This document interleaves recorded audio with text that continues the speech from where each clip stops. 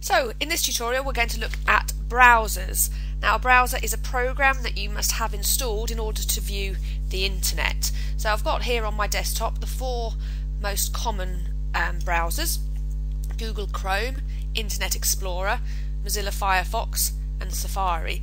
So computers will come with one of these pre-installed, but you can download any of the others for free and have a look at them.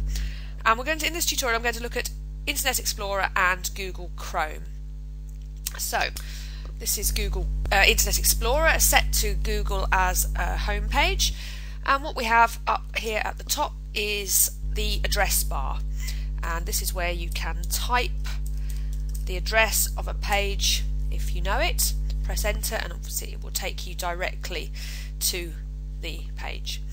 Forward and backward buttons to take you back to previous pages, and this is a recent page tab so you can go back even further.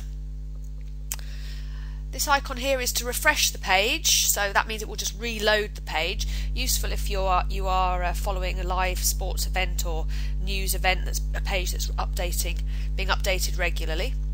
Stopping a page load, well, if something's taking a long time then you can just simply press that and stop. Have a search bar here, so I can search here, but the main search engine part of the Google page is here.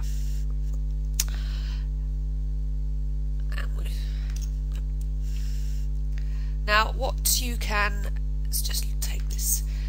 So Internet Explorer has menus, so it's worth exploring your menus to see what they can do. So new tab, or you've got Control T if you prefer to use the keyboard, or you've got clicking on the tab here will give you a new tab, and this may speed up your searching because you can have more than one window open at a time. And you can see that the tab will always open at your home page, the page that you have set. You can save pages, you can print pages, you can select everything on a page, find on the page, Control F. We'll have a look at that when we do searching. So zooming in and out on a page can be very useful, especially if you've got something quite small on there, or you want to take a screenshot of a certain part of the page, so you can zoom in and out. Control plus and Control minus are the keyboard shortcuts for that. Now favourites are very useful. If you visit a site often, then you can add it to your favourites, so you don't have to type the address in every time or search for it every time. So if I go to the BBC, I can add it to my favourites and it will appear in Internet Explorer down here in my favourites bar. You can add it directly to your favourite bar. If I could just close that tab. So if I go to, say, the sports page, just by clicking on here, this will add it to the favourite bar, and that means that all I have to do when I launch my browser is just click on my button and it will take me directly there. So that's quite a nice feature if you use certain things all of the time. Let's have a look at tools, what you can do when you're using a browser. It's a good idea, whatever software you're using, have a look around at it to see what you can do. Here we have our home button, so that will take me, click on that will take me to my home page, so straight back to Google. It's a bit of a time saver. If you're at home and you want to change your home page, so it always launches to the first page you like to look at, then you can do that there as well. And there you've got different options here that you can have a look at and see. So that's Internet Explorer. Is slightly different. Certainly one that I like to use.